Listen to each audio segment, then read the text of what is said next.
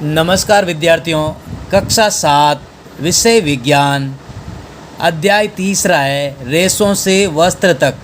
तो इनके जो प्रश्न दे रखे हैं अभ्यास में, वो उन प्रश्नों के हम आज उत्तर करेंगे। तो ध्यान से देखें इस वीडियो को। ये अभ्यास प्रश्न दे रखे हैं इस प्रकार से, ये पहला प्रश्न, ये दूसरा प्रश्न, ये प्रश्न तीसरा, ये चौथा प्रश्न, पांचवा प्रश्न, ये सारे के सारे प्रश्न हैं। तो इनको हल करेंगे हम।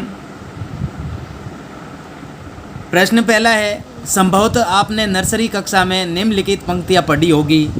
क में दे रखा baa black sheep have you any wool. ख में Mary had a little lamb whose fleece was white as snow. ऊपर लिखी पंक्तियों के आधार पर यह बताइए कि फर्स्ट में ब्लैक शिप के किन भागों में ऊन होती है। तो किन भागों में ऊन होती है ब्लैक शिप के?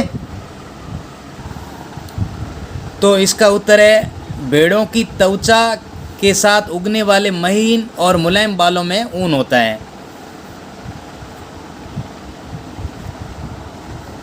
प्रश्न दूसरा है, मैम ने ब्रैकेट्स में लैम्ब के सफ़ेद रोमों का क्या तात्पर्य है। तो इसका उत्तर है मेमने के सफ़ेद रोमों का मतलब भेड़ के बच्चे के उनका रंग सफ़ेद है। भेड़ और बकरियों का प्राकृतिक ऊन काला भूरा सफ़ेद होता है। नेक्स्ट प्रश्न दूसरा है, रेशम कीट अ में कैटरपिलर, ब में लार्वा, सही विकल्प चुनिए। तो इसमें से सही विकल्प चुनना है। तो इसका सही विकल्प होगा ग, अ और ब दोनों, कैटरपिलर और लार्वा। प्रश्न तीसरा है, निम्नलिखित में से किससे ऊन प्राप्त नहीं होती है। पहले में क में दे रखा याक, ख में दे रखा ऊंट, ग में दे रखा बकरी और घ में दे रखा घने बालों वाला कुत्ता। तो इसका जो ये चौथा ऑप्शन है घने बालों वाला कुत्ता, यह इसका आंसर होगा। इससे हमें ऊन प्राप्त नहीं होती है। नेक्स्ट प्रश्न चौथा दे रखा है, निम्नलिखित शब्दों का क्या अर्थ है। पालन का क्या अर्थ होगा, ऊन की कटाई का क्या अर्थ होगा, रेशम कीट पालन का क्या अर्थ होगा। तो इनके उत्तर करते हैं हम। पालन का अर्थ है पशुधन जैसे गाय, भैंस, बकरी आदि को पैसा कमाने के लिए रखना और उसकी देखभाल करना पालन कहलाता है। इन जानवरों को खिलाया जाता है। फिर है ऊन कटाई का क्या अर्थ है। तो ऊन कटाई, एक बार जब एक भेड़ बालों की एक मोटी परत विकसित कर लेती हैं तो इन बालों को ऊन प्राप्त करने के लिए काटा जाता है। भेड़ की त्वचा से उनको अलग करना ऊन की कटाई कहलाता है। फिर रेशम कीट पालन का अर्थ है रेशम के उत्पादन के लिए रेशम के कीड़े के प्रजनन और प्रबंधन को रेशम कीट पालन के रूप में जाना जाता है या रेशम कीट पालन कहलाता है, जैसे शहतूत रेशम, तसर रेशम आदि। नेक्स्ट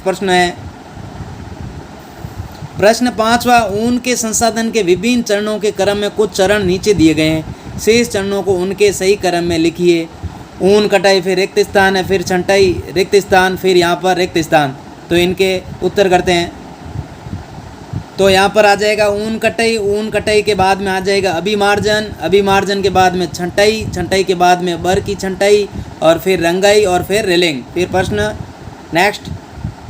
प्रश्न छठा है, रेशम कीट के जीवन चक्र की उन दो अवस्थाओं के चित्र बनाइए जो प्रत्यक्ष रूप से रेशम के उत्पादन से संबंधित है। तो दो चित्र बनाने हैं। कौन से बनाने हैं वो मैं बता रहा हूँ आपको। एक चित्र ये हो जाएगा जो शहतूत है पत्ती, उसके ऊपर अंडे, ये एक चित्र बनाना है। और नेक्स्ट दूसरा यह है कोकून में विकासशील कीट। नेक्स्ट प्रश्न सातवां, निम्नलिखित में से कौन से दो शब्द रेशम उत्पादन से संबंधित है। यहाँ हमें दे रखे हैं रेशम कीट पालन, पुष्प कृषि, शहतूत कृषि, मधुमक्खी पालन, वन वर्धन। इस प्रकार से संकेत दे रखे हमें। रेशम उत्पादन में शहतूत की पत्तियों की खेती और रेशम कीटों का पालन सम्मिलित है। ये संकेत दे रखे हैं, इनमें से हमें छांट कर लिखना है।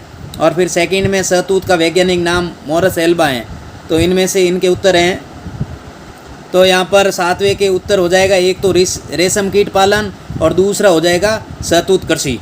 नेक्स्ट प्रश्न 8वां दे रखा है, कॉलम ए में दिए गए शब्दों का कॉलम बी में दिए गए वाक्यों से मिलान कीजिए। कॉलम ए में दे रखा है और कॉलम बी में।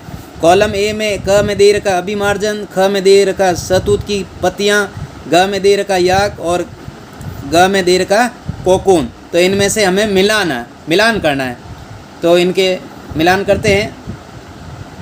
प्रश्न 8वां था जिसमें अभिमार्जन के सामने आ जाएगा कटाई गई ऊन की सफाई, फिर शहतूत की पत्तियों के सामने आ जाएगा रेशम कीट का भोजन, और ग याक में याक के सामने आ जाएगा ऊन देने वाला जंतु। याक क्या है? ऊन देने वाला जंतु होता है। और कोकून क्या है? रेशम फाइबर उत्पन्न करता है। जो कोकून होता है वो रेशम फाइबर उत्पन्न करता है। नेक्स्ट प्रश्न करते हैं। प्रश्न 9 है, इस पाठ पर आधारित एक वर्ग पहेली दी गई है। रिक्त स्थानों को उन अक्षरों से भरने के लिए संकेतों का उपयोग करिए जो अक्षर को पूरा करते हैं, सीधे और ऊपर से नीचे। कार्तिन ऊन को अच्छी तरह से धोने का प्रक्रम क्या कहलाता है? एक प्रकार का जानता रेशा क्या कहलाता है? और लंबी धागे जैसी शरत जिससे बुनकर वस्त्र बनाते हैं। फिर है, इससे बुने वस्त्र शरीर को गर्म रखते हैं। इसकी पत्तियों को रेशम कीट खाते हैं। रेशम कीट के अंडे से निकलते हैं। तो इनके उत्तर करने हैं। जैसे था प्रश्न, कर्तित ऊन को अच्छी तरह से धोने का प्रक्रम क्या कहलाता? तो परिमार्जन। और एक प्रकार का जांतव रेशा क्या कहलाता है? रेशम। और लंबी धागे जैसी संरचना जिससे बुनकर वस्त्र बनाते हैं क्या कहलाता है? फाइबर। नेक्स्ट दे रखा है, ऊपर से नीचे में आ जाएगा, इससे बुने वस्त्र शरीर को गर्म रखते हैं। कौन से गर्म रखते हैं? ऊन आ जाएगा। फिर इनकी पत्तियों को रेशम कीट खाते हैं। किन की पत्तियों को रेशम कीट खाते हैं? शहतूत की पत्तियों को। फिर है, रेशम कीट के अंडे से निकलते, क्या निकलते? रेशम कीट के अंडे से। तो उत्तर आ जाएगा कैटरपिलर। तो इस प्रकार से आज का अध्याय 3 कक्षा 7 विज्ञान के प्रश्नों के उत्तर कर दिए हमने। अगर वीडियो अच्छा लगा तो चैनल को ज़रूर सब्सक्राइब करें, वीडियो को शेयर करें। धन्यवाद।